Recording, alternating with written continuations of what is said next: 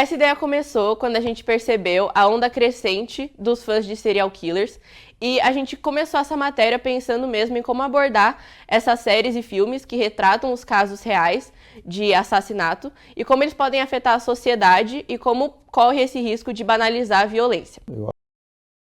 Eu acho que é um gênero hoje que é muito procurado. Não, tem um monte de série, né? Netflix, as séries escandinavas, policiais. E aqui também. Acho que é um gênero que, não sei, as pessoas têm essa curiosidade, muitas vezes mórbida, que nem vocês me falaram que tem gente que usa fantasia de serial killer no carnaval. Tem todo tipo de gente. Tem fã-clube da Suzane Richthofen, tem canal de fã-clube dela no Twitter, tinha. Então tem todo tipo de gente para tudo, assim. Eu acabo, acho que falando mais, me interessa falar mais com as pessoas que querem entender a condição psicológica, a condição humana, mais do que glamourizar ou ter algum tipo de fetiche com assassino, sabe? Não é por aí, não. Quando a gente lançou o projeto da Suzane, antes de filmar, a gente recebeu várias críticas do tipo: ah, ela vai ganhar dinheiro com o filme, vocês estão glamorizando uma assassina. E aí, na época, a gente lançou as verdades sobre o projeto. Assim, a gente fez vários posts que a gente explicava que, por exemplo, nem a Suzane, nem os irmãos Cravinhos participavam do projeto, eles não ganharam nada, eles não foram ouvidos. Então, assim, foi um projeto feito em cima do processo judicial, da informação real. Depois, era muito importante dizer que, assim, a gente vive num país que consome esse tipo de produto há muito tempo, tanto no cinema como agora nas séries. Mas o que nos levou mesmo a querer seguir com esse tema foi o fato de, depois do lançamento da série Monstros da Netflix, rolar toda uma reviravolta no caso que até então já tinha um ponto final. Acho que sim, acho que o cinema tem esse poder, tanto tem esse poder que acaba muitas vezes interferindo nos julgamentos reais. Vou te dar mais um outro exemplo, o caso dos irmãos Menendez. A Netflix acabou, né, recentemente soltar uma série, uma minissérie, Monstros, e olha o nome, Monstros, né? Então, poxa vida, né? Quer dizer, já tem a condenação deles lá de cara, né? Só que quando você vai assistir a minissérie, você pensa, bom, talvez eles não sejam tão monstruosos, ou talvez eles até sejam, mas tem alguma coisa lá que justifique, de certa forma, ou mitigue a culpa deles, a culpabilidade. Então, gerou tal repercussão essa série, que começou a haver uma pressão, né, para que revisassem as penas deles, dos dois irmãos, porque entende-se que eles estão presos injustamente, ou pelo menos que eles já ficaram um tempo suficiente. Quer dizer, ok, eles já pagaram pelo crime horrendo que eles cometeram, mas eles também não merecem ficar o resto da vida na cadeia, tendo em vista também o que eles passaram. E isso quem mostrou foi a série. Então, uma coisa meio, às vezes, meio ignorante até de olhar, né? Como também a mesma coisa, estão dando voz para esse maníaco do parque. Não, a gente está mostrando o que ele fez. Se de alguma forma ter feito esse filme, esse documentário sobre o maníaco do parque, possa abrir uma discussão sobre pena, porque o maníaco do parque, por exemplo, ele foi preso como... não foi preso como alguém com perturbação psicológica nem nada. Então, assim, ele não foi tratado como tal, ele não foi medicado como tal nesses quase 30 anos que ele está preso, né? Então, assim, ele vai ser solto e ele mesmo já disse que ele vai voltar a matar. Então, eu acho que o filme, se ele puder ter gerado uma discussão até sobre as nossas leis, sobre a forma como lida com esse tipo de caso, enfim, a gente pode ressignificar essa discussão, assim, que um cara como esse não está preparado para viver em sociedade. O mais interessante foi perceber como a forma de cobertura varia com o tempo.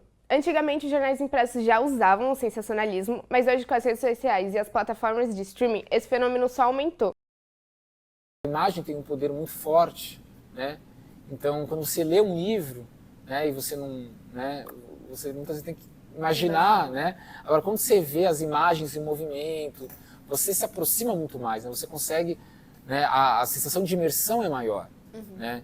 Você vê os personagens, trilha sonora que acaba influenciando também nas suas emoções, a edição, coisa que muitas vezes no livro, na literatura, você não consegue ter essa mesma visão.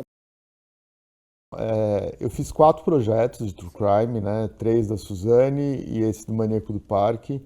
E uma coisa que a gente parte de um pressuposto que assim, a gente tem que ter o máximo respeito pela história, pelos envolvidos, por quem não está mais aqui, por quem está aqui. Então, assim, a gente parte desse pressuposto de não ser nada sensacionalista, de contar a história, principalmente em cima do que aconteceu, do processo judicial, dos julgamentos, enfim. Então a gente não distorce o que aconteceu e a gente não quer glamorizar o assassino, pelo contrário, a gente quer mostrar o que aconteceu, mas é isso, a gente parte por um máximo de respeito a essa história, mas a gente entende, no meu caso, que são histórias importantes de serem ditas, porque eu acho que esse tipo de história tem muito a ver com a nossa sociedade, né? Muitas vezes o meio cria essas pessoas, outras vezes não, mas eu acho que é importante de entender a sociedade, lidar com essas questões. É o que eu falo, na verdade, se a gente fazer um filme desse, casos como esse não se repitam, já está valendo de alguma forma, né?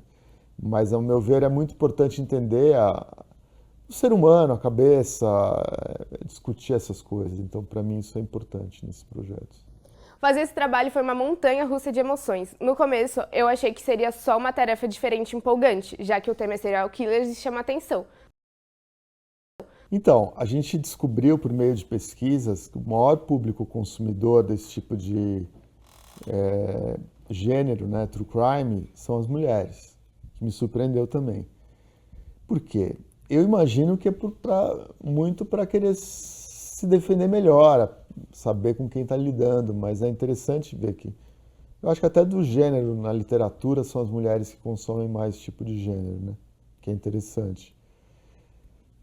E é isso, assim, você vê os streamings estão cada vez mais investindo nesse tipo de gênero porque as pessoas estão consumindo e as pessoas estão querendo entender, eu acho. Estão querendo... Que nem eu falei, eu acho que são histórias que parecem que não fazem parte do nosso universo, que tem até um certo escapismo quando a gente vê esse tipo de filme, mas que mexe com a gente. Então eu acho que é válido a gente tentar entender essa condição humana, psicológica. Mas no final, percebi que é algo muito mais profundo, com muitas mais vidas e histórias que estão por trás. Olha, pode ser afetada profundamente por conta principalmente emocionalmente e tal, mas no nosso caso, a gente sempre realmente tenta ser fiel ao processo, ao que aconteceu. A gente normalmente trabalha com pesquisa, a gente vai atrás das informações, além do processo. No caso do Maníaco, a gente entrevistou muita gente, entrevistamos vítimas que sobreviveram a ele, que relataram coisas. Então é um processo muito profundo e muito cuidadoso, porque a gente sabe o quanto essas pessoas já sofreram e que vão continuar sofrendo, mas eu acho que são casos que, como eu falei antes, têm uma importância muito importante para a sociedade, a gente discutir essas coisas, esses fatos. Fazer parte desse trabalho foi, sem dúvida, uma experiência intensa e, ao mesmo tempo, muito fascinante. Eu acho que esses filmes de true crime, eles meio que tiram a gente um pouco do nosso lugar confortável, do dia a dia. Eles levam a gente, até porque as pessoas acham que é uma coisa irreal, que não acontece, mas não, acontece sim. Então faz a gente pensar, né?